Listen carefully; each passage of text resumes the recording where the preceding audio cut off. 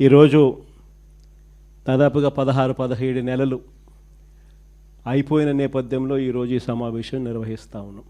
ఫాస్ట్గా ఈ ప్రభుత్వం మీద ఇప్పటికే ప్రజల్లో తీవ్రమైన వ్యతిరేకత అన్నది ఇప్పటికే కనిపిస్తూ ఉంది. మామూలుగా 2 సంవత్సరాల తర్వాత ప్రజల్లో పరిపాలన ఎలా ఉంది అని చెప్పి చూస్తే ఏ ప్రభుత్వానికైనా కూడా సాధారణంగా ఈ లెవెల్లో యాంటీ ఇన్కంబెన్సీ ఆర్ ప్రజల్లో వ్యతిరేకత అనేది ఈ లెవెల్లో మామూలుగా ఉండే పరిస్థితి ఉంటే, చంద్రబాబు నాయుడు గారికి మాత్రం ఈ లెవెల్లో ప్రజల్లో వ్యతిరేకత యాంటీ ఇన్కంబెన్సీ ఇప్పటికే కనిపిస్తూ ఉంది. ఈ పెద్ద మనిషి ఎన్నికలప్పుడు ఏమి చెప్పొచ్చాడు, ఎన్నికలు అయిన తర్వాత ఈ పెద్ద మనిషి ఏం చేస్తూ ఉన్నాడు అన్నది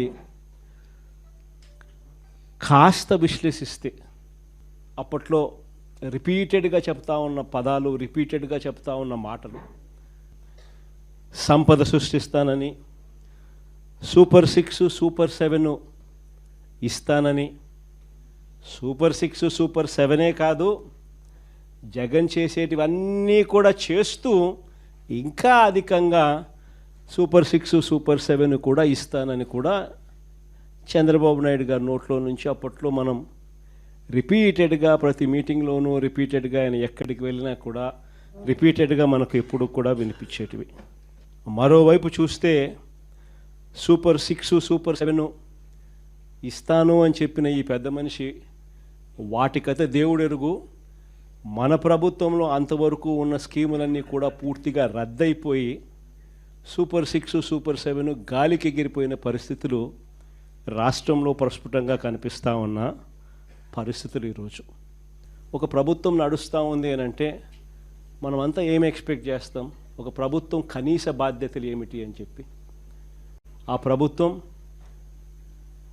విద్యాపరంగా మంచి విద్యా వ్యవస్థను ఇవ్వాలి, ఇస్తుంది అని ఎక్స్పెక్ట్ చేస్తాం. వైద్యపరంగా ప్రతి పేదవాడికి మంచి చేస్తుందని, మంచి వైద్య వ్యవస్థ రాష్ట్రంలో ఉంటుందని ఎక్స్పెక్ట్ చేస్తాం.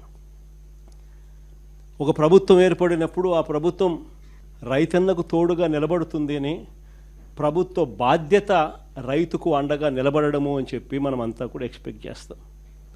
ఒక ప్రభుత్వం ఏర్పడితే లా అండ్ ఆర్డర్ బ్రహ్మాండంగా పనిచేయాలని, ఆ లా అండ్ ఆర్డర్లో ఎలాంటి వివక్ష లేకుండా ఆ లా అండ్ ఆర్డర్ ఉంటుందని, అలాంటి మంచి లా అండ్ ఆర్డర్ ప్రభుత్వంలో చూస్తామని ఎవరైనా కూడా ఎక్స్పెక్ట్ చేస్తారు. కానీ ఈరోజు చూస్తే విద్య